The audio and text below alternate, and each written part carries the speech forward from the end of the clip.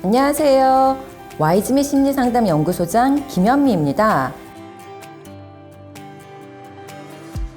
우리는 지난 시간에 제한 설정, 한계 설정이 중요한 점과 제한 설정을 하는 방법에 대해서 알아봤는데요. 혹시 부모님들 이 영상을 시청한 후에 제한 설정을 해보셨나요? 해보셨는지 안 해보셨는지 궁금하긴 한데요. 이번 시간에는 제한 설정 시 유용한 팁에 대해서 알려드리겠습니다.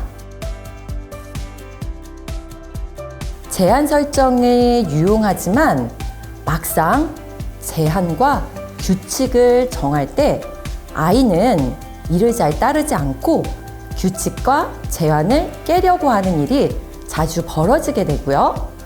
그때마다 부모는 아이를 달래기도 하고 잔소리도 하고요. 때로는 협박도 하고 혼내기도 하고 어떤 경우에는 그냥 넘어가기도 해요. 그런데 이런 부모의 반응이 아이의 문제 행동을 더 강화하게 되기도 합니다. 이런 문제를 해결하기 위해 몇 가지 팁을 제가 알려드릴게요. 제일 먼저 부모가 해줄 수 없는 무언가를 아이가 자꾸 요구할 때 적어도 아이가 느끼는 감정과 하고 싶어 하는 마음을 알아주고 반영해 주세요. 그리고 제안을 했을 때 아이가 느끼는 화나는 감정을 반영해 주시면 더 좋습니다. 예를 들어서 아이가 주말에 2시간 게임하는 제한을 어기려고 할 때 네가 이 규칙이 마음에 들지 않는 건 알아. 너는 이 규칙이 없었으면 할 거야. 매일매일 게임을 해도 되는 규칙이었으면 좋겠지. 라고 아이의 마음을 인정해 주시고 규칙을 지키도록 다시 말씀을 하시면 됩니다. 또 감정을 허용하지만 행동만 제한한다는 건데요. 행동에는 적절한 한계선이 있지만 아이가 가진 소망이나 감정에는 제한을 두지 않는 것을 말을 합니다. 예를 들어서요. 선생님한테 혼나서 선생님에 대한 욕을 하는 아이한테 딸, 선생님이 네 마음 몰라줘서 엄청 화가 났구나. 근데 선생님에 대해 그렇게 욕을 하는 건 안 돼. 여기 종이 줄 테니까 화나는 마음을 여기에 쓸래? 또는요, 너 화나는 마음을 네 일기장에 써 라고 얘기를 하시면 됩니다. 대안하는 방법을 정하는 것도요, 제한 설정하는 데 있어 중요한 팁이 될 수 있습니다. 대신에 아동이 할 수 있는 행동을 분명하게 알려주시면 되는데요.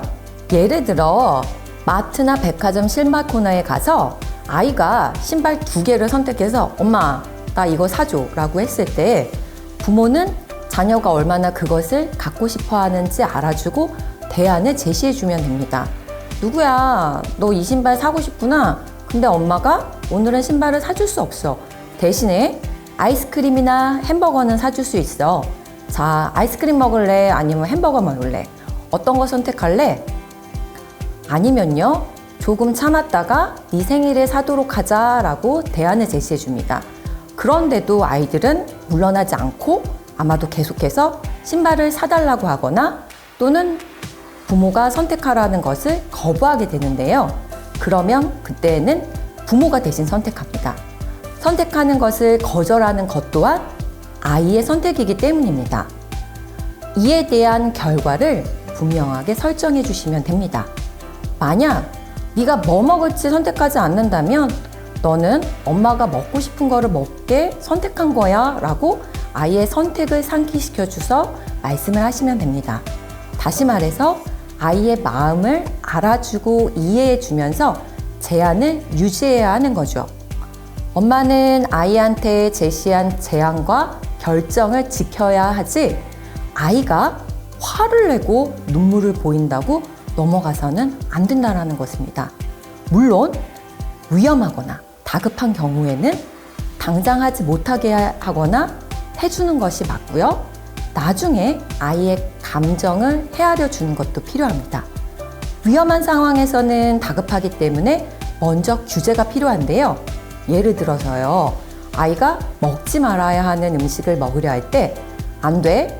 그거 먹으면 속이 안 좋잖아. 라고 말을 하고 나서 아이의 마음을 읽어주고 그 마음을 표현할 수 있는 방법을 알려주는 것을 해보시면 좋습니다. 네가 과자가 너무 먹고 싶었는데 엄마가 못 먹게 해서 화가 많이 났을 거야. 마음속으로 엄마를 미워할 수도 있지만 너를 아프게 해서는 안 돼. 만약 먹고 싶다면 대신에 과일은 먹을 수 있지만 과자는 먹을 수 없어. 또는 아들, 뭐 때문에 화가 났는지 엄마한테 말해줘 라고 아이를 존중해 주면서 아이의 감정을 해롭지 않은 범위 내에서 표현할 수 있도록 해주셨으면 합니다. 제한 설정을 통해서 부모는 안전한 범위 내에서 자녀가 자유롭고 모험적인 선택을 하도록 허용해 줄 수 있고요. 아이는 자기 행동에 대해서 책임지는 법을 배우게 됩니다. 아마도 이 영상을 보고 계시는 부모님은 제가 말한 제한 설정의 중요성을 이미 알고 계실 수 있고요. 아픈 자녀한테 제한과 규칙을 따르라고 하는 것이 얼마나 마음 아프고 힘든 일인지 제가 너무도 모른다는 생각을 하실 수도 있습니다. 맞아요. 아픈 자녀한테 제한 설정을 하고 따르도록 하는 것은 정말로 힘든 일이에요.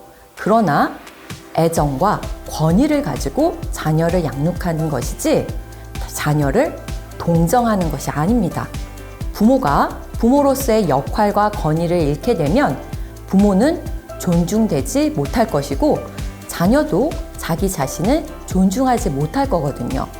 물러서지 마시고 부모로서의 권위를 가지고 일관성 있게 행동해 주시면 됩니다.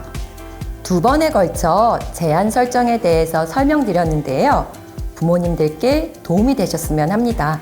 감사합니다.